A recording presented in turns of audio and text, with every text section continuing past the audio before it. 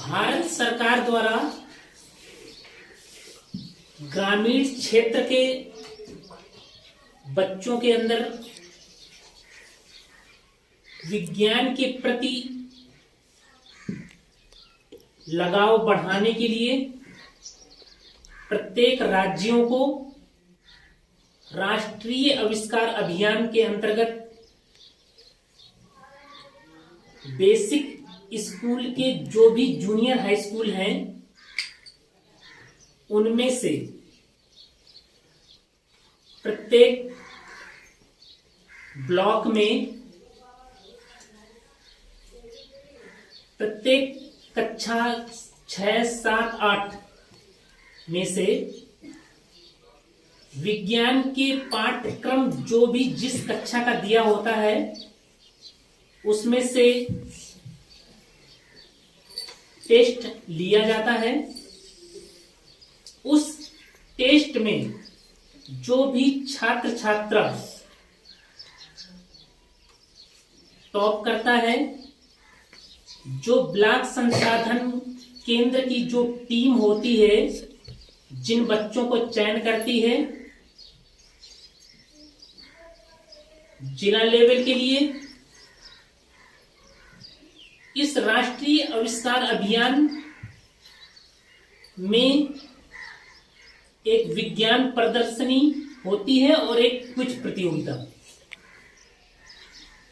जो top 10 block level से छात्र छात्राओं को चुना जाता है उनको विज्ञान प्रदर्शनी में भाग लेते हैं और जो उनसे नीचे होते हैं उनको कुछ प्रतियोगिता में भाग लिया जाता है। तो हमारे स्कूल से यानी यूपीएस साड़ी से ब्लॉक टॉप किया था अर्पित ने, तो अर्पित के लिए एक बार जोरदार तालियां।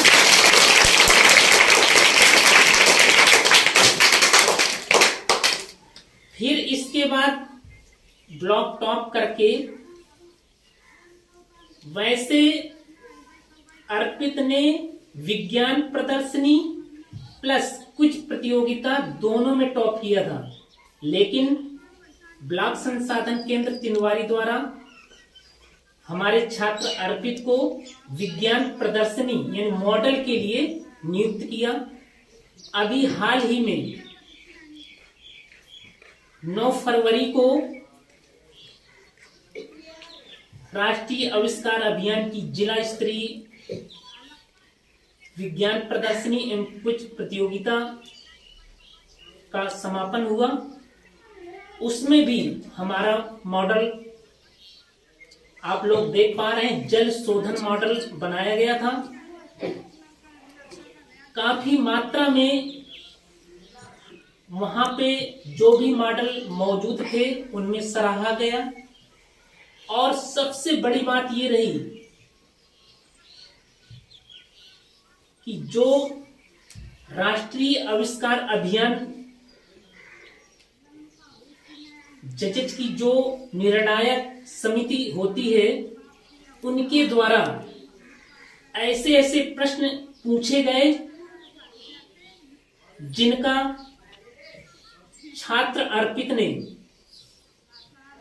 इतने सहज तरीके से जवाब दिया।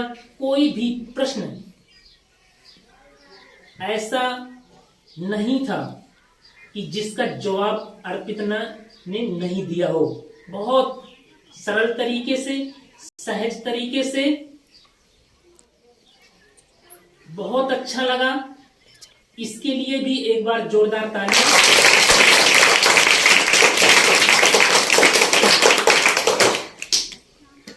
फिर इसके बाद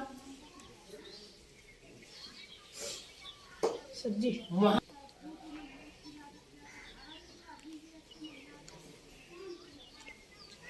13 फरवरी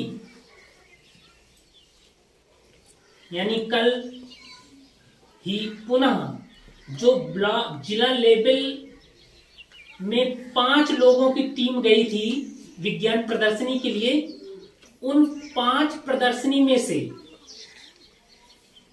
हमारे मॉडल को ब्लॉक संसाधन केंद्र में फिर एक बार बीओ मैम और जो मुख्य अतिथि के रूप में ब्लॉक संगोष्ठी उन्मुखीकरण की रैली थी, उसमें भी हमारे पुरस्कार अर्पित को बीओ मैम और मुख्य अतिथि द्वारा प्रदान किया गया। और जो खेल के क्षेत्र में राज्य स्तर तक बच्चों ने और कई विद्यालयों से भाग लिया था, उनको भी पुरस्कृत किया गया। इसलिए एक बार अर्पित के लिए और जोरदार तालियां।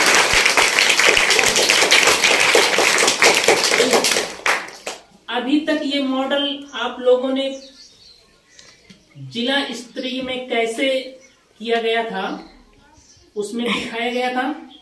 आज विद्यालय में जल शोधन मॉडल जो बनाया गया है, यानी अशुद्ध जल को शुद्ध जल कैसे करते हैं, कौन कौन सी प्रक्रिया है, इसके बारे में छात्र अर्पित पूरी प्रक्रिया डिटेल्स से समझाएगा। ये हमारा मॉडल 4 चरणों से बना हुआ है। इसमें जब जल डालते हैं तो ये 4 चरणों से होकर गुजरता है। सबसे पहले हो जाते हैं स्टोन्स, बड़े वाले पत्थर, फिर सैंड, चारकोल और कॉटन।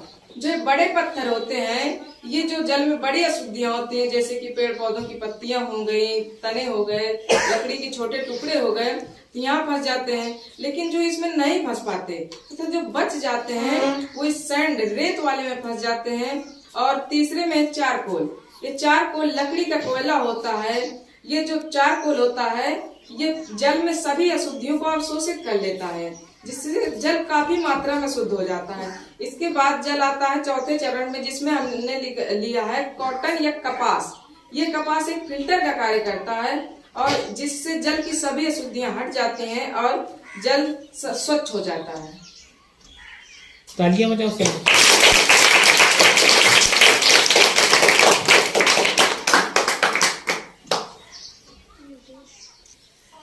कोई प्रश्न पूछ सकता है इससे संबंधित? पूछना चाहोगे? नहीं पूछेंगे।